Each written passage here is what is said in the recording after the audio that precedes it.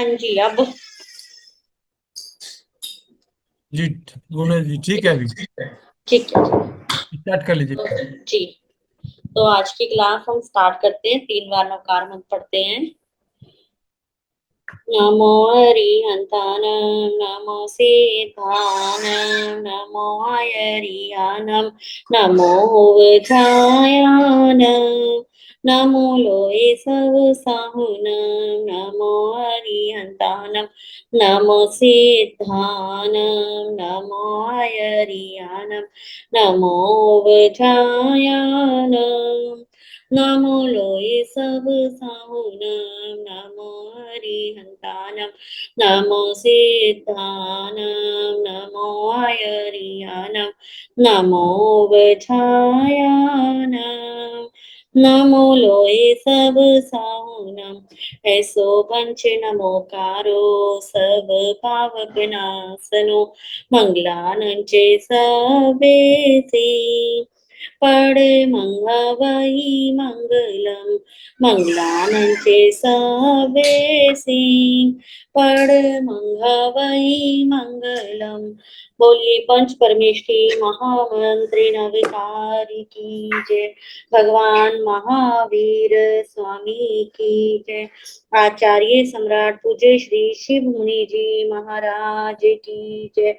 संघ गौरव प्रवर्तक पूज्य गुरुदेव श्री प्रेम सुख जी महाराज की जय। संघ सेतु उपाध्याय प्रवर पूज्य गुरुदेव श्री रविंद्र मुनि जी महाराज की जय। संसार के सभी महापुरुषों की जय। श्री जैन धर्म की जय। तो आज की क्लास स्टार्ट करने से पहले अब अरिहंत भगवान को नमन, सिद्ध भगवान को नमन, आचार्य देव उपाध्याय भगवान, इस लोक में विचरण करने वाले सभी साधु साध्वी जी महाराज को हम नमन करते हैं। अपने अपने गुरुदेव को बंद आंखों से नमन करें। सरस्वती माता को नमन करें। जिन शासन माता को नमन करते हुए हम आज की क्लास को प्रारंभ करते हैं। तो क्लास प्रारंभ करने से पूर्व मेरा सभी से कहना है, जो अपनी मुपट्टी को भूल गए हैं कृपया करके सभी अपनी अपनी मुपट्टी लगा लें। ऐसा नहीं है कि मैं बोलूंगी तभी लगानी है, तो आपको स्वयं अपना परिचय देना है। तो सबके पास आई थिंक मुपट्टी है। तो 1 मिनट के लिए मैं ब्रेक देती हूँ। सभी अपनी मुपट्टी ले आओ, जहां पर भी रखी है लगाकर ही पढ़ेंगे।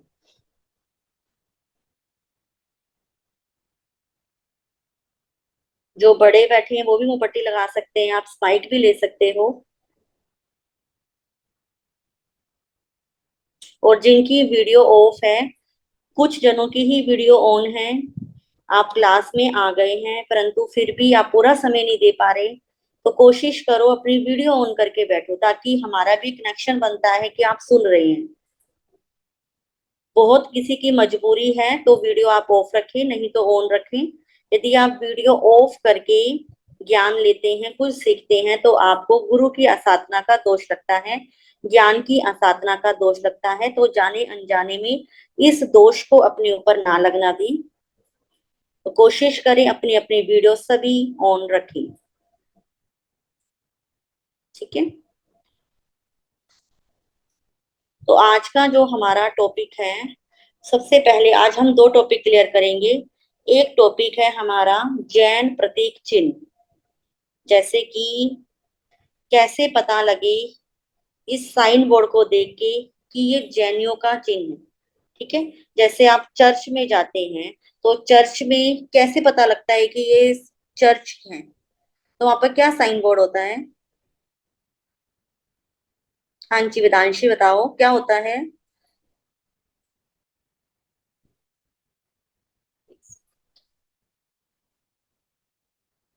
हाँ जी। हाँ जी, हमें पता चलता है कि वो चर्च है क्योंकि उसके बाहर एक प्लस का साइन होता है। Very good. ठीक है। अब जो गुरुद्वारे होते हैं, जो सिख लोग होते हैं, उनके धर्म स्थान का कैसे पता लगता है कि ये गुरुद्वारा है, ये सिखों की धर्म सभा है? इसका आंसर कौन देगा? हाँ जी, गर्विता।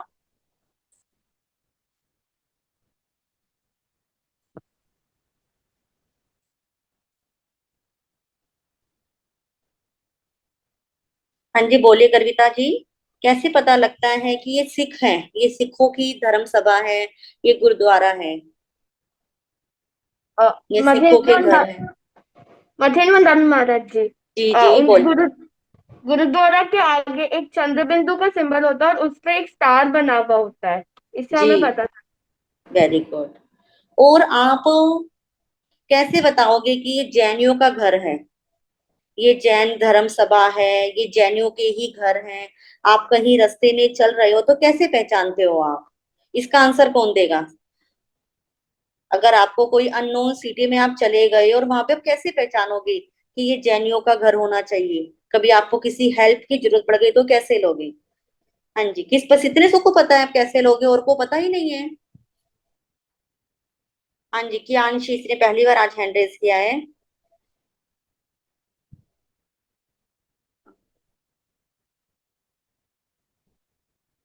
हाँ जी, आर्या जैन, आप बताओ।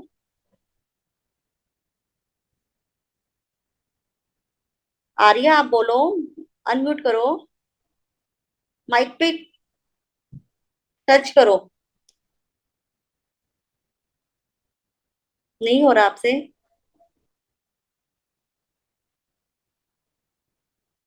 हाँ जी, प्राप्त जैन, आप बताओ।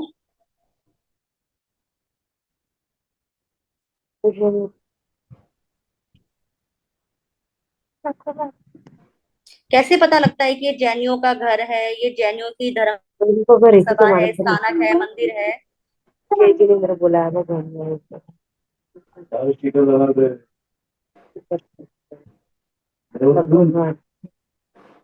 बातें नहीं करनी। हाँ जी, प्रीति जी, आप बताओ। मथेना नाम है। जी। एक तो नवकार मंत्र लिखा होता है घर के बाहर, और कोई कोई लोक का नक्शा भी बना के रखते हैं। Very good. ठीक है, तो वो लोग उसके आज हम वही बात करेंगे कि जो हमारा जैन धर्म है, हमारे जैन धर्म के अंदर एक साइन दिया है हमारे किसका कैसे होगा? तो आज हम बात करेंगे कि जो हमारा हम सब जैन है, ठीक है, सबको पता है ना? तो हमारे जैसे मुपट्टी लगाई है, तो मुपट्टी लगा के हम कोई देखने वाला होगा तो वो समझ जाएगा कि ये कौन है, जैन है। ऐसे ही हमारे आचार्यों ने एक साइन दिया है कि इस साइन का प्रयोग करना चाहिए, एक चिन्ह का प्रयोग करना चाहिए, कि कोई भी आपके आपके उस चिन्ह को देखे और वो पहचान जाए कि किसका घर है, जैनियों का घर है, ठीक है ना? वो हमारे जो प्रतीक चिन्ह हैं, वो चारों संप्रदायों ने क्या करा है, उस प्रतीक चिन्ह के बारे को स्वीकार किया है। चाहे वो दिगंबरी होता है, चाहे वो श्वेतांबरी है, स्थानकवासी है, मूर्ति पूजक है, तेरापंथी है, ठीक है, सभी ने इस प्रतीक चिन्ह को, एक ही प्रतीक चिन्ह है, इसको एक्सेप्ट किया है कि हम सब जैन हैं, तो ये हमारा क्या है, प्रतीक चिन्ह है। इसके बारे में नॉलेज भी सबको होनी चाहिए। और मेरा सभी से कहना है कि आप जो अपने घर का साइन बोर्ड बनवाते हैं, नेम प्लेट बनवाते हैं ना अपने अपने घर की, वो सुंदर सुंदर बनवाते हैं कि लोग वो देख के अट्रैक्ट हो जाएं, परंतु उस नेम प्लेट के अंदर हमारे जैन धर्म का प्रतीक चिन्ह भी जरूर बनवाना चाहिए, ठीक है? उस प्रतीक चिन्ह को देखते हुए उससे क्या बेनिफिट होगा कि कई बार कोई जैन है वो भटका हुआ है तो उसको वो हेल्प मिल सकती है। कोई साधु साध्वी, कोई गुरु जी गुरनी जी गोचरी के लिए आ रहे हैं, तो वो आपके साइन बोर्ड को देखकर पहचान जाएंगे किसका घर है, ये जैनियों का घर है, ठीक है ना, ये जैन है। और पता भी लगता है कि इस मोहल्ले के अंदर कोई नॉन जैन देखेगा तो वो कहेगा कि भाई ये इस मोहल्ले के अंदर इतने घरों के आगे क्या लगा हुआ है, ये वाला साइन लगा हुआ है, तो मतलब ये सब क्या है, जैन है, ठीक है। हमारे हम जैनियों की हमारा एक साइन बोर्ड दिया गया है जिसका हमें यूज करना चाहिए। तो आज हम उसके बारे में जानते हैं, ठीक है, वो कैसा है, वो क्यों रखा गया है, किस लिए रखा गया है, ये सब बातें आज हम पढ़ेंगे, ठीक है। दिख रही है सबको मेरी स्क्रीन? ठीक है। जैन प्रतीक चिन्ह, तो जो ये प्रतीक चिन्ह होता है, आप देखते हैं जिसको मैं जूम कर रही हूँ, ये हमारा क्या है, जैन प्रतीक चिन्ह है। ये आपने देखा होगा ना बहुत बार, सबको दिख रहा है, देखा है ना? कई बार स्थानक में भी बना हुआ होता है, किसी किसी के घर के बाहर भी बना हुआ होता है, और स्थानक के अंदर भी बहुत बड़ी दीवार के ऊपर भी क्या होता है, ये बना हुआ होता है। तो ये क्या है, हमारा साइन बोर्ड है, ये हमारा जैन प्रतीक चिन्ह है। ठीक है, इसका नाम है परस्परोपग्रहो जीवानाम। ठीक है, तो ये जो साइन बोर्ड है, ये जो हमारा चिन्ह है, इसकी शुरुआत कब से हुई, इसका नाम किसने रखा, किसने इसको एक्सेप्ट किया कि ये हम जैनियों का प्रतीक चिन्ह है। ठीक है, तो जो परस्परोपग्रहो जीवा नाम है, ये क्या लिखा हुआ है, संस्कृत भाषा का शब्द है। ठीक है, किसका शब्द है, संस्कृत भाषा का शब्द है, और ये हमारे तत्वार्थ सूत्र में से लिया गया है। और तत्वार्थ सूत्र के जो रचयिता हैं वो आचार्य उमा स्वाति जी महाराज है। ठीक है, तो तत्वार्थ सूत्र की एक गाथा है जिसका नाम है परस्परोपग्रहो जीवा नाम। ठीक है, तो परस्परोपग्रहो जीवा नाम को जब हम संधि करते हैं तो इसके अंदर 4 अक्षर बनते हैं। सबसे अक्षर बनता है, पहला अक्षर बनता है परस्पर। परस्पर का मतलब क्या होता है, आपस में। परस्पर का मतलब क्या होता है, आपस में। फिर दूसरा शब्द बनता है अरोप। अरोप का मतलब होता है उपकार करना। ठीक है, और तीसरा शब्द आता है ग्रहो। ग्रहो का अर्थ होता है सभी, जो हम होते हैं ना आसपास रहने वाले। ठीक है, और फिर जीवा नाम का मतलब होता है जीवों के। तो इस परस्परोपग्रहो जीवा नाम का पूरा अर्थ का मीनिंग होता है सभी जीवों के आपस में उपकार है, सभी जीव एक दूसरे पर आश्रित है। ठीक है, यानी कि हर कोई एक दूसरे पर क्या करता है, निर्भर करता है। जैसे कि पेरेंट्स किस पर निर्भर हैं, बच्चों पर निर्भर है ना, और बच्चे किस पर निर्भर हैं, माता पिता पर निर्भर है। अब साधु साध्वी शिष्य किस पर निर्भर है, गुरु पर निर्भर है, और गुरु किस पर निर्भर है, शिष्य पर निर्भर है। तो इसी प्रकार इस संसार के अंदर जितनी भी वस्तुएं हैं हम अपने आसपास देखते हैं, तो ये सब किस पर निर्भर हैं, ये सब एक दूसरे पर निर्भर है। जैसे कि वृक्ष होता है, वृक्ष क्या देता है, हवा देता है, परंतु वृक्ष किस पर निर्भर है, पानी पर निर्भर है ना। जब तक उसे पानी मिलता रहेगा तो वो क्या रहेगा, फलीभूत रहेगा। इसी प्रकार से खेती होती है, खेती में अनाज बो दिया जाता है, परंतु अनाज बोने के साथ साथ भी उसके ऊपर पानी दिया जाता है, तभी वो क्या होता है, उगता है। इसी प्रकार कहते हैं संसार के अंदर हर चीज एक दूसरे के ऊपर निर्भर है। ठीक है, समझ में आ गया। अब दूसरा है कि ये जो चिन्ह है ये कब से शुरुआत हुई। प्लीज जो चैट बॉक्स में मैसेज कर रहे हैं ना वो मत करो, उससे ना थोड़ा ध्यान डाइवर्ट होता है, और दूसरे बच्चे भी उसकी तरफ ऐसे झुकते हैं एकदम से। तो जब मैं चैट बॉक्स में लिखने के लिए कहूँ तभी आपको लिखना है, ठीक है, इसके पहले नहीं लिखना। तो हम अब दूसरी बात, पहले मीनिंग समझ आ गया आपको, परस्परोपग्रहो जीवानाम, इसका मतलब होता है कि सभी जीव आपस में एक दूसरे पर आश्रित है। ठीक है, अब है किस अर्थ का अर्थ हो गया, सभी जीव एक दूसरे पर आश्रित। फिर दूसरी प्रश्न आता है कि यह चिन्ह कब से शुरुआत हुई, ये चिन्ह को मान्यता कब से मिली। तो हमारे जैन धर्म में सभी आमनाओं को मानने वालों के पास कोई भी एक चिन्ह नहीं था कि हम किसको एक चिन्ह के रूप में स्वीकार करें जिसे हम कह सके कि ये हमारा क्या है, जैन धर्म का चिन्ह है। तो कहते हैं भगवान महावीर का जब 25वां निर्वाण कल्याणक महोत्सव चल रहा था, यानी कि उस समय सन था 1974 1975। ठीक है, उस समय एक बहुत बड़ा आयोजन किया गया जिसके अंदर बहुत सारे साधु साध्वी को क्या किया गया, इनवाइट किया गया। जितने भी चारों संप्रदाय के साधु साध्वी उस प्रोग्राम में क्या हुए, इकट्ठित हुए। तो वहां पर सभी आचार्यों ने मिलकर एक क्वेश्चन उठाया कि हमारे जैन धर्म का एक क्या होना चाहिए, साइन होना चाहिए, एक चिन्ह होना चाहिए जिससे पता लगे कि हम क्या है, जैन है, ये हमारे श्रावक श्राविकाओं का घर है। तो उस समय कहते हैं कुछ व्यक्तियों ने मिलकर इसको क्या दिया, आकार दिया कि ये हमारा क्या है, जो ये तत्वार सूत्र के अंदर इसका वर्णन है। जब हम जी जैन तत्व प्रकाश पढ़ते हैं कहाँ पर वर्णन है, तो कहा कि जो जैन तत्व प्रकाश के अंदर परस्परोपग्रहो नाम का एक साइन है, एक बताया गया है, उसको हम क्या रखते हैं, अपना जैन धर्म का चिन्ह रखते हैं कि जिससे हम पहचान सके कि ये क्या है, जैन हैं, और हमारे इस चिन्ह से किसी को कोई ठेस भी ना पहुंचे। ठीक है, तो इस चिन्ह का क्या विवरण है, इस चिन्ह के अंदर जो इतनी सारी आप चीजें देख रहे हो, ठीक है, वो हमें क्या क्या दर्शाती है, ये सब मैं आपको बताऊंगी। तो सबसे पहले आप देख रहे हो, जैन धर्म के अनुसार क्या है, इसके अंदर तीन लोक का आकार है। तीन लोक का मतलब होता है, जैसे कि आपको पता है कि सबसे नीचे क्या है, अभी हम किस पर रह रहे हैं, अभी हम धरती पर रह रहे हैं ना, हमारे नीचे क्या है, नरक है, और हमारे ऊपर क्या है, देवलोक है। ठीक है, तो ये जो लोक का चिन्ह बना हुआ है, ये क्या बना हुआ है, तीन लोक का चिन्ह बना हुआ है, जिसके अंदर कहते हैं सबसे नीचे क्या है, अधोलोक। अधोलोक का मतलब होता है नरक, और बीच में है मध्य लोक, जिसके अंदर अभी हम क्या कर रहे हैं, अभी हम सब रह रहे हैं।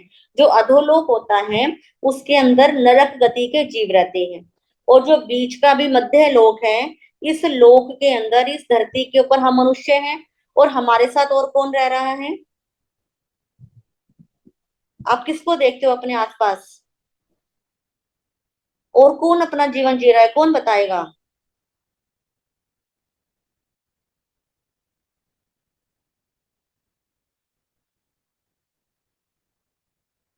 कुमकुम सुराना जी। तिर्यंश। तिर्यंश, वेरी गुड। ठीक है, हम मध्य लोक में रह रहे हैं, और हमारे साथ मनुष्य के साथ साथ कौन रह रहे हैं, त्रियंश रह रहे हैं। ठीक है, और सबसे ऊपर क्या होता है, ऊर्ध्व लोक होता है। तो ऊर्ध्व लोक के अंदर कौन रहते हैं, ये कौन बताएगा।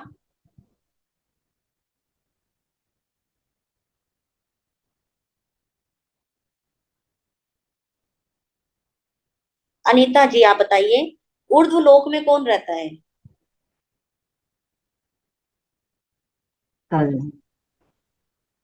कौन रहता है ऊर्ध्व लोक के अंदर, देवता रहते हैं। देवता रहते हैं, वेरी गुड। ठीक है, तो सबको समझ में आ गया कि ये जो साइन है, ये तीन लोक का नक्शा है, जिसके अंदर अधोलोक यानी कि नरक गति के जीव, मध्य लोक मनुष्य और त्रियंश गति के जीव, और ऊपर ऊर्ध्व लोक यानी कि देव गति के जीव। ठीक है, इसको इस साइन बोर्ड को त्रिलोक का आकार भी कहते हैं। ठीक है, क्योंकि इसके अंदर तीनों लोकों का क्या किया गया है, वर्णन किया गया है। अब आप देखोगे कि इसका साइन कैसे बन रहा है, जैसे कि आप, इसके अंदर बताया गया है कि पुरुषाकार कमर पर हाथ रखे पुरुष की तरह, कि कोई व्यक्ति क्या खड़ा है, खड़ा है, और खड़ा होने के बाद उसने अपने दोनों हाथों को क्या कर रखे हैं, ऐसे रख रखे हैं, और नीचे से पैरों को ऐसे करके, अंगूठे जो हमारा नीचे वाला फुट वाला एरिया होता है उसको ऐसे कर रखा है। तो जब हम इस आकृति के अंदर खड़े होंगे, तो किसका नक्शा बन जाएगा, लोक का नक्शा बन जाएगा। आया सबको समझ में, लोक का नक्शा कैसे बनेगा, आप बिल्कुल सीधे खड़े हैं, आपने दोनों हाथ ऐसे करके कमर पर रखे हुए हैं, और पैरों को थोड़ा सा चौड़ा करके नीचे से अंदर की तरफ फोल्ड किया हुआ है, तो ये क्या बन जाएगा, लोक का नक्शा बन जाएगा। क्लियर सबको, एक बार इशारा तो करो, सबको समझ में आ गया कि जो लोक का साइन होता है वो कैसे बनता है। अगर कोई आपसे पूछे कि लोक का आकार कैसा है, तो आप कहोगे पुरुषाकार, कि जैसे कोई पुरुष खड़ा हो, इस तरह क्या बना हुआ है, हमारे लोक का आकार बना हुआ है। ठीक है, और इस लोक के अंदर तीन लोक का वर्णन है, अधोलोक मध्य लोक और ऊर्ध्व लोक। ठीक है, इसके बाद आप देखोगे कि साइन बोर्ड के अंदर, ठीक है, ये तीन लोक का आकार कैसा है। सबसे पहले इसमें ऊपर की तरफ आप देख रहे हो, एक चांद बिंदु बनी हुई है, दिख रही है सबको, चांद बिंदु बनी हुई दिख रही है सबको, जैसे मून होता है, मून ऐसे बना हुआ है, ऊपर एक बिंदी लगी हुई है। जिसको दिख रही है अपने हैंड रेस करो, ऐसे हम सब करो कि दिख रही है हमको, ताकि मुझे समझ में आएगा कि आपको समझ में आ रहा है। वेरी गुड, यानी कि सबको क्या दिख रही है, वो दिख रही है। ठीक है, तो जो सबसे ऊपर जो चंद्रमा की आकार में बनी हुई होती है, ये होती है सिद्ध शिला। जैसे हमने पढ़ा था ना, अरिहंत और सिद्ध क्या हो जाते हैं, जो सिद्ध होते हैं वो क्या हो जाते हैं, मुक्त हो जाते हैं, दोबारा उनका जन्म मरण नहीं होता। तो जब जीव का जन्म मरण खत्म हो जाता है तो वो कहाँ जाता है, सिद्ध गति में जाता है, यानी कि मोक्ष हो जाता है। और मोक्ष होने के बाद जो गोल गोल सी चांद के ऊपर बिंदी बनी हुई है ना, उसे कहते हैं कि वहां पर एक दीपक होता है, यानी कि आत्मा में आत्मा क्या हो जाती है, समाहित हो जाती है। ठीक है, इसलिए ये क्या है, ऊपर सिद्ध शिला का साइन है। फिर आप देखोगे इसके नीचे क्या है, 3 डॉट्स हैं, दिख रहे हैं सबको, रेड रंग के, उसमें 3 रंग के डॉट्स सबको दिख रहे हैं ना, 3 बिंदु। तो 3 बिंदु होते हैं, ये सम्यक ज्ञान, सम्यक दर्शन और सम्यक चरित्र को दर्शाते हैं। यानी कि हे प्राणी, तू अपने जीवन में सच्चे ज्ञान को सीख, सच्चे दर्शन को लेकर आ और सच्चे चरित्र को पालन कर। ठीक है, क्योंकि सम्यक ज्ञान, दर्शन और चरित्र के बिना हमारी मुक्ति नहीं हो सकती। ठीक है, इसके बाद आप देख रहे हो नीचे क्या बना हुआ है, ब्लू रंग के अंदर स्वास्तिक बना हुआ है, दिख रहा है सबको, दिख रहा है ना स्वास्तिक कैसे बना हुआ है। और जो स्वास्तिक बना हुआ है इसे हम साथिया भी कहते हैं। ठीक है, और जो स्वास्तिक है, आप देखो इस स्वास्तिक की क्या है, 4 भुजाएं हैं, एक ऐसे है, एक ऐसे है, एक ऐसे है, एक ऐसे, दिख रही सबको, 4 भुजाएं होती है ना इसकी। तो ये जो स्वास्तिक है वो ये दर्शाता है कि इस संसार के अंदर 4 गति के जीव रहते हैं, है ना। 4 गति के जीव कौन कौन से होते हैं, पता है किसी को, 4 गति के जीव कौन कौन से होते हैं। हाँ जी, कह रहा बताओ।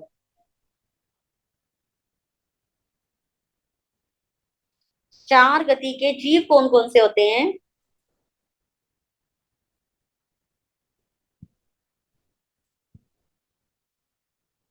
हाँ जी, सुनीता जी, श्रुति एंड कीवी।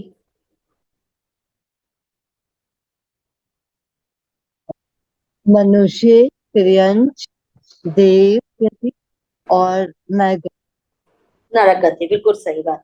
मनुष्य, नरक, नरक, तिर्यंच, देव और मनुष्य गति। ठीक है, वेरी गुड, ठीक है। तो 4 गति के जीव, यानी कि इस लोक के अंदर 4 गति के जीव क्या होते हैं, विचरण करते हैं, रहते हैं। इसलिए यहाँ पर ये क्या बताया गया है, स्वास्थ्य के माध्यम से बताया गया है। फिर आप देख रहे हो इसके अंदर क्या बना हुआ है, एक हाथ, ऐसे दिख रहा है ना सबको, हाथ है। ये हाथ हमें क्या सूचना देता है, ये हाथ हमें कहता है रुक जा। जब हम किसी को रोकते हैं तो ऐसे आता है ना, रुक जा अभी मैं आ रही हूँ, रुक जा अभी काम नहीं करना, है ना। तो ये हाथ हमें सूचना देता है रुक जा, कि सभी जीवों के प्रति ऐभव की सूचना, कि हे जीव, तू अपना कितना जन्म मरण बढ़ाएगा।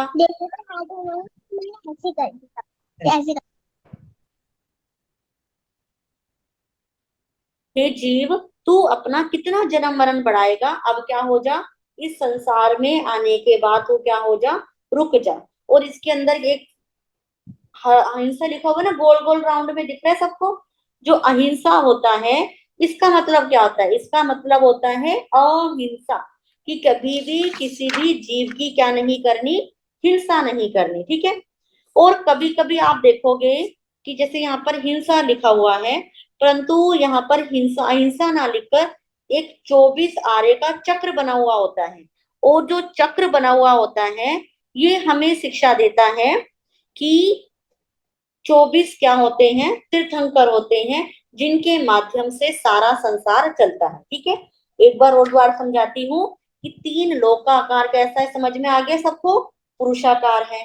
तो इसके अंदर 3 बिंदु है, ये किसका प्रतीक है, सम्यक ज्ञान, सम्यक दर्शन और सम्यक चरित्र का।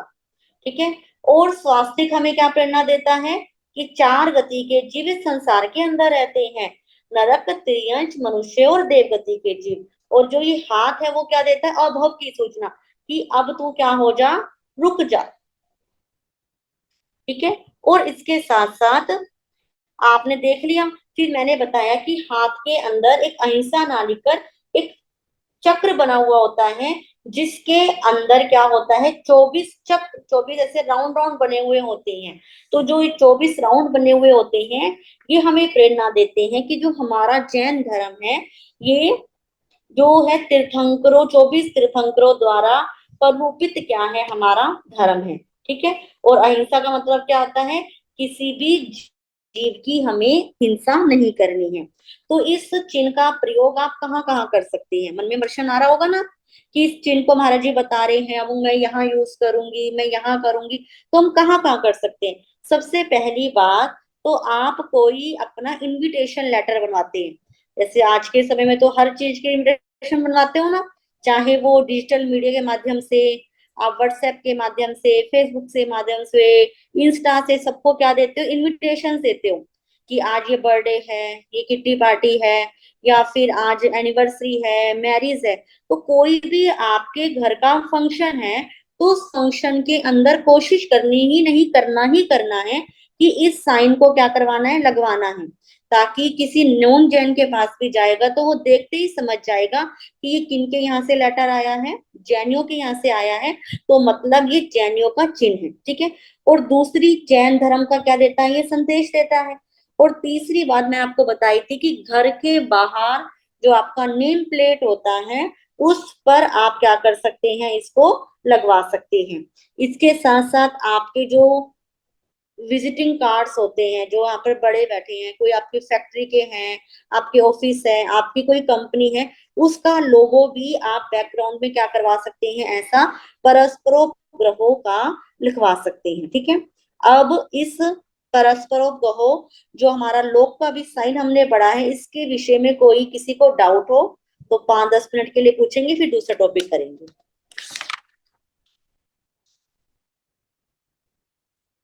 हाँ जी, जीनल जी। महाराज जी स्वार्थसूट क्या होता है? क्या चीज? महाराज जी स्वार्थसूट क्या होता है? समझ नहीं आया मुझे। महाराज जी त्रिलोक जो होता है वो क्या होता है? महाराज जी त्रिलोक क्या होता है? त्रिलोक, तीन लोक, तीन लोग ना, ऐसे ऊर्ध्वलोक, अधोलोक और मध्यलोक हमने पढ़े थे ना। जो नरक है वो क्या है, अधोलोक है, अभी हम रह रहे हैं मध्यलोक में, और हमारे ऊपर क्या है, ऊर्ध्वलोक है, त्रिलोक कहते हैं इसको। ठीक है। हाँ जी, आरोही जी। त्रिलोक क्यों कहते हैं? तीन लोक, क्योंकि इस लोक के अंदर भी बच्चे हो ना, जब हम, आप बड़े हो जाओगे, जो हम बड़ी क्लासेस करवाते हैं, तो हम इसके बारे में पूरा पूरा समझाते हैं कि कहाँ तक नरक है, कहाँ तक देवगति है, कहाँ तक मनुष्य गति के जीव हैं। ठीक है। कहाँ पर आगे सिद्ध जाते हैं। ठीक है। अभी सिर्फ मैंने आपको सिर्फ बाहर बाहर का वर्णन बताया है, ये समझ में आया ना। अभी आपके लिए इतना ही काफी है, जब आप डीप में जाओगे तो बहुत कुछ है इसके अंदर, और हमारा सारा संसार सब कुछ इस साइन बोर्ड के अंदर समाया हुआ है। ठीक है। ठीक है। अब हम ना एक टॉपिक करते हैं, जो है लोच। लोच का नाम सुना है? लोच किसे कहते हैं? Very good. लोच मतलब होता है कि जो, अभी मैं आपके सामने हूं तो लोच मतलब अपने हाथों, अपने बालों को अपने हाथों से उखाड़ना, ये क्या कहलाता है, लोच कहलाता है। ठीक है। इसे कहते हैं केश लुंचन। तो केश, साधु, जितने भी साधु साध्वी होते हैं, वो सब दीक्षा लेने के बाद, जिस तरह हमारी दीक्षा होती है, उस समय हमारा जो क्या होता है, कटर टाइप होता है, उससे हमारे बाल उतारे जाते हैं। अदरवाइज हर साल हम अपने हाथों से क्या करते हैं, अपने बालों को उखाड़ते हैं। ठीक है। तो इसको उखाड़ने के पीछे क्या साइंस है, इससे क्या प्रॉफिट है? ठीक है। आप कहोगे कि हमें तो, हम तो गृहस्थी हैं, हमको तो लोच करनी नहीं है ना। मन में आ रहा होगा ना अभी आपके मन में कि ये लोच का काम तो किसका है, आपका है, तो हमें क्यों बता रहे हो। ठीक है। परंतु आपको भी पता होना चाहिए कि जो हमारे साधु साध्वी जी होते हैं, वो कितने, कैसे कैसे परिचय सहन करते हैं, उनकी जीवन की चर्या कैसी होती है। कल आपने सुना पात्रों के बारे में, है ना, कल आपने सुना रजोहरण के बारे में, तो आज मैं बताऊंगी हम लोच कैसे करते हैं, इसके पीछे क्या रीजन है। ठीक है। लोच का मतलब है कि जो बाल, हम जैसे हम लोग अपना कटिंग करा के आते हैं ना, तो हमारे महाराज साहब कटिंग नहीं कराते, उनको हाथों से निकालते हैं, उसके ठीक बारे है। में उसको लोच बोल। जैसे कि जो माली होता है, माली बगीचे से पेड़ पौधों की क्या करता है, कटाई करता है, छटाई करता है, और कुछ समय के बाद जब वो कटाई छटाई करता है, तो उस पेड़ पर ताजे क्या आ जाते हैं, पेड़ फूल पत्ते आ जाते हैं, और उसकी शोभा क्या हो जाती है, वापिस से सुंदर लगने लगता है। कई बार देखते हैं ना, पेड़ खराब हो गया है, उसको सुंदर बनाने के लिए आप क्या कराते हैं, कटिंग कराते हैं। उसी प्रकार कहते हैं ऐसा ही क्या होता है हमारे शरीर के साथ भी होता है कि अब जब हम देखते हैं कि हमारे बाल बहुत बढ़ गए हैं, पर हम अपनी सुंदरता को बढ़ाने के लिए नहीं, अपने बाल बहुत बढ़ गए हैं, हम अजीब से हो रहे हैं, तो उस समय भगवान ने कहा कि साल में एक समय सबको क्या करनी है, लोच तो कंपलसरी करनी ही करनी है, ठीक है। तो लोच का जो दूसरा नाम होता है केश लुंचन। केश लुंचन, केश लुंचन का नाम क्या होता है, केश किसे कहते हैं, बालों को, ठीक है। और लुंचन का अर्थ क्या होता है, उखाड़ना। तो जो साधु साध्वियों का अपने हाथों से जो बालों को उतारते हैं, इसको कहते हैं केश लुंचन। कभी सुना होगा ना कि आज ये वाले महाराज जी का केश लुंचन हुआ है, कल इनका केश लुंचन होगा। तो देखा है किसी ने केश लॉन्च करते हुए, जीनल ने देखा है, और किस किस ने देखा है लोच करते हुए, किस किस ने देखा है। मैं तो पूछ सकती आपने करवाया क्या नहीं करवाया, तो यानी कि बहुत कम जनों ने देखा है। तो मैक्सिमम तो कुछ होते हैं वो दिखा देते हैं, कुछ नहीं भी दिखाते लोच करते हुए। तो लोच, मैक्सिमम लोच का केश लोच मतलब हाथों से अपने बालों को उखाड़ना, एक एक बालों को। ऐसा नहीं है कि कोई बाल छोड़ देते हैं, यहाँ के उतार दिए, यहाँ के उतार दिए, नहीं। जब उतारना शुरू करते हैं तो राख के माध्यम से, चुटकी से, ऐसी होती है ना दोनों उंगली, इससे ऐसे ऐसे ऐसे ऐसे करके सारे बालों को क्या करा जाता है, उतारा जाता है। तो जो जैसे आप देख रहे हो इस पिक्चर के अंदर, दिख रही है सबको फोटो, इसके अंदर क्या कर रहे हैं, दूसरे जने पकड़ के हाथों से राख के माध्यम से क्या कर रहे हैं, बालों को उतार रहे हैं। तो ये लोच की परंपरा कब से है, लोच की परंपरा अनादिकाल से चली आ रही है। कि हर तीर्थंकर परमात्मा, जिन्होंने पहले कुछ, जिनको रुचि है धर्म के बारे में, उन्होंने सुना होगा कि जो हमारे तीर्थंकर परमात्मा होते थे, जब उनकी दीक्षा होती थी तो दीक्षा से पहले वो अपने पूरे सिर के सारे बालों को 5 मुट्ठी में जितने बाल आए ऐसे कवर करना है, 1 मुट्ठी, 2 मुट्ठी, 3 मुट्ठी, 4 मुट्ठी, 5 मुट्ठी, 5 मुट्ठी में अपने पूरे बालों को उतार देना। कितना उस समय दर्द होता होगा। आप बाल बाते हो, एक बाल भी उखड़ जाता है, दर्द होता है ना, कंघे से खिंच जाता है तो दर्द करते हो ना, चिल्लाते हो। तो जो हमारे तीर्थंकर परमात्मा होते थे वो तो क्या करते थे, अपने हाथों से 5 बार में ही सारे बालों को क्या कर देते थे, उतार देते थे। और आज के समय में इतनी सामर्थ्य नहीं है कि 5 मुट्ठी के अंदर, क्योंकि जब हम लोच करते हैं तो हमारा जो सिर होता है, बहुत पेन तो देखो होएगा ही होएगा ना आपको। आप एक बाल खींचता है तो आपको इतना दर्द होता है, जब हम अपने बालों का लोच करवाते हैं तो हमें कितना दर्द होता होगा। तो एक एक बालों को जब उखाड़ा जाता है तो सिर क्या हो जाता है, वो ज्यादा सेंसिटिव हो जाता है। और शास्त्र कहता है कि जब लोच की परंपरा कब से शुरू हुई, समझ में आ गया ना, कि ये तीर्थंकरों के काल से, अनादि काल से क्या चल रही है, ये परंपरा चल रही है। और जो लोच होता है, चारों संप्रदाय के साधु साध्वी क्या करते हैं, लोच करते हैं। आप देख रहे हो इस पिक्चर के अंदर क्या होता है, अब खुद बालों को क्या कर रहे हैं, उतार रहे हैं, ठीक है। और ये लोच कब कब करते हैं, वैसे तो 6-6 महीने में भी कर सकते हैं, यानी कि जब होली चतुर्मास आता है, होली के समय भी 80-70% क्या करते हैं, अपलोज करते हैं। यदि होली के समय किसी के करने का मन नहीं है, तो जब पर्युषण पर्व में संवत्सरी पर्व आता है, तो उससे पहले तो सबकी लोच होना क्या होता है, कंपलसरी होता है, ठीक है। संवत्सरी पर्व से पहले लोच करना क्या होता है, कंपलसरी होता है। तो लोच क्या है, अपने सारे बाल स्वयं उतारना या दूसरों से उखड़वाना, अपने हाथों से उतारना। ऐसा नहीं कि कोई किसी साधन के माध्यम से, अपने हाथों से बालों को उखाड़ना, ये क्या कहलाती है, लोच कहलाती है। तो हमारे शास्त्रों में बताया गया है कि लोच करना क्यों जरूरी है। अब लोच का संबंध अध्यात्म से जुड़ा हुआ है, क्योंकि आपने सुना होगा, जो बड़े यहाँ पर बैठे हैं, कि हमारा शरीर अलग है और आत्मा अलग है। हमारे भगवान कहते हैं, जो हमारे भगवान ने साधना की है, वो भेद विज्ञान की साधना की है, कि जो भी कुछ दर्द होता है, पीड़ा होती है, वो हमारे शरीर को होती है, वो हमारी आत्मा को नहीं होती। तो जब हम लोच करवाते हैं तो अनंत वेदना होती है, बहुत दुख होता है, अंदर बेचैनी भी बहुत ज्यादा होती है। तो उस समय हम संभाव के अंदर बैठ के, कि जितना भी दर्द हो रहा है ये मेरे को नहीं हो रहा, मेरे शरीर को हो रहा है, मेरी तो आत्मा क्या है, अजर अमर अविनाशी है। जब हम इस भाव के साथ लोच करवाते हैं तो हमारे कर्मों की निर्जरा होती है, ठीक है। और जो मजबूरी में कराता है वो क्या कर लेता है, कर्मों का बंधन कर लेता है। तो लोच करने से हमारे कर्मों की निर्जरा होती है। और दूसरी बात कहते हैं स्वास्थ्य की दृष्टि से भी लोच से शरीर का तापमान सामान्य हो जाता है। क्योंकि जब हम लोच करते हैं तो जो हमारे बाल उखड़ते हैं तो बालों के साथ साथ इतनी गहरी अंदर की जो जड़ें होती हैं वो भी क्या हो जाती है, खिंच जाती है। यानी कि जो अंदर की जड़ें, जो हमारे सिर के रोम होते हैं वो सब भी क्या हो जाते हैं, खुल जाते हैं, वो ब्लैंक हो जाते हैं। तो ब्लैंक होने से हमारे शरीर का तापमान सामान्य हो जाता है, जिससे हमारा दिमाग और शरीर क्या हो जाता है, ठंडा हो जाता है। हमारे किसी के सिर में बहुत दर्द रहता है या किसी के तालू की समस्या है तो वो क्या हो जाती है, लोच करने से ठीक हो जाती है।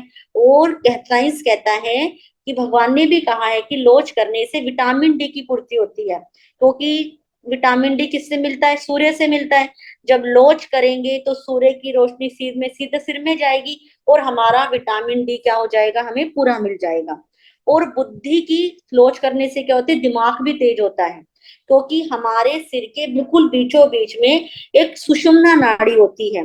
जो सुषुम्ना नाड़ी होती है हमारे, जब ये एक्टिवेट हो जाती है लोच करने से, और हमारे विकास में हमारा क्या करती है, सहयोग करती है। तो जब दीक्षा होती है तब सारे बालों का मुंडन होता है और बीच के बाल छोड़े जाते हैं। और जो ग्रुप के सबसे बड़े गुरुजी होते हैं वो क्या करते हैं, लो बाल लेते हैं। जैसे कि जब दीक्षा होती है तो सारे बालों को उस तरह से उतार देते हैं।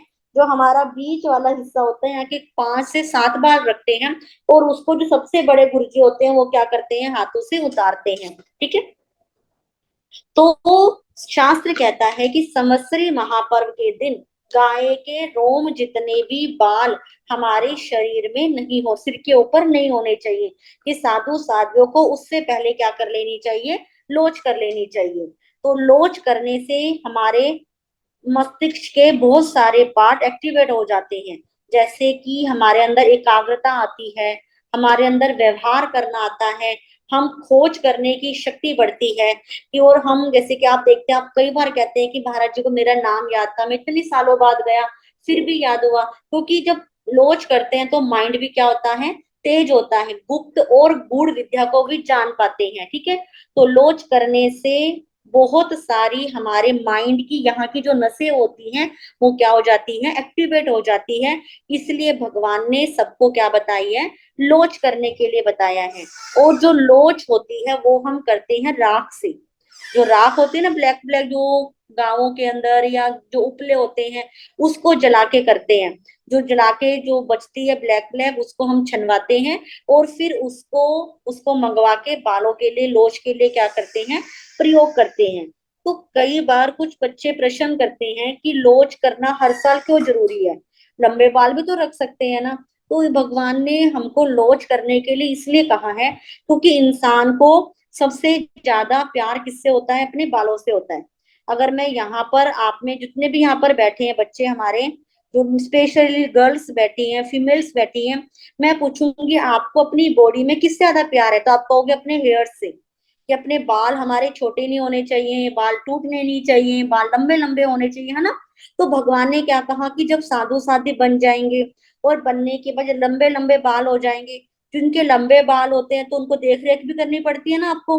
कि अब 1 वीक हो गया, 2 वीक हो गया, कितने दिन हो गए, अब बालों को वॉश भी करना है। अब जब लंबे बाल होते हैं तो वॉश करने के लिए क्या चाहिए, बहुत सारा पानी भी चाहिए, आपको शैम्पू भी चाहिए, फिर उन बालों को सुलझाने के लिए समय भी चाहिए, उनकी ऑयलिंग भी करते हो, फिर उसके लिए रबड़ भी चाहिए, ये चाहिए वो चाहिए। तो कितना सब कुछ किस लिए चाहिए, बालों के लिए चाहिए। तो भगवान ने कहा कि जब आप साधु साध्वी बन गए हैं, आपने अपने शरीर की ममता का त्याग कर दिया है, तो सबसे ज्यादा प्यार जो हमें अपने बालों से होता है। कि हर साल साधु साध्वी अपने हाथों से या किसी दूसरे से क्या करवाए, अपना केश लोच करवाए, ठीक है। तो जो केश लोच होता है, कटवाना अलग होता है कटिंग से, ठीक है। आप गृहस्थी हो, आप बालों को क्या करते हो, कटवाते हो। और जो हम क्या करते हैं, बालों को केश लुंचन करते हैं। तो लोच करना इसलिए भगवान ने बताया है कि लोच जब हम बालों को हटा देते हैं तो आप देखते हैं अभी मेरा चेहरा ऐसा दिख रहा है, यदि मेरी लोच हो जाएगी और मैं आपके सामने आऊंगी तो मेरा चेहरा वो छोटा सा दिखाई देगा, कई लोग पहचान भी नहीं पाते कि ये आप ही हो, क्योंकि लोच करने से हमारे शरीर का हेयर स्टाइल होता है, सब कुछ होता है, वो बिल्कुल डिफरेंट हो जाता है। इसलिए भगवान ने कहा आसक्ति ज्यादा ना आए, इसलिए साधु साध्वियों को क्या करवाना चाहिए, हर समय लोच करवाना चाहिए। और जो मेल महाराज जी होते हैं वो तो अपने दाढ़ी होती है, जो मूछें होती हैं, उनको भी हाथ से क्या करते हैं, खींचते हैं, उनको भी हाथ से लोच करते हैं। तो देखो ये चीज तो कितनी सॉफ्ट होती है ना, यहाँ पर जब बालों को कोई खींचे तो कितना दर्द होता होगा। हम तो फीमेल से सिर्फ सिर के, और जो मेल साधु जी होते हैं उनको तो यहाँ के भी बाल, यहाँ के भी बाल हर 2-3 महीने में क्या करने पड़ते हैं, उतारने पड़ते हैं। तो इसलिए भगवान ने क्या बताया है, अपने शरीर की ममता हमें ज्यादा ना हो, इसके लिए लोच बताई है। तो सबको समझ में आया ये लोच का टॉपिक जी। गुरु आज्ञा से नमो अरिहंतानम, नमो सिद्धानम, नमो आयरियानम, नमो उवज्जायनम, नमो लोए सब साहुनम, ऐसो पंच नमो कारो सब पाप नासनो मंगलानंचे सव्वे सिंह परमम हवै मंगलम। श्री चत्तारी मंगलम मरिहंता मंगलम सिद्धा मंगलम साहो मंगलम, केवली पणतो धम्मो मंगलम। चत्तारी लोगुतमा रिहंता लोगुतमा सिद्धा लोगुतमा साहो लोगुतमा, केवली पणतो धम्मो लोगुतमा। चत्तारी शरणं पवज्जामि रिहंते शरणं पवज्जामि, सिद्धे शरणं पवज्जामि, साहू शरणं पवज्जामि, केवली पणत्तम धम्मम शरणं पवज्जामि। ये 4 शरणे दुख हरने मंगल करने और न शरणा कोई, जो भव प्राणी याद रखे अक्षय अजर अमर। मथेन वंदामि गुणानि मथेन वंदामि।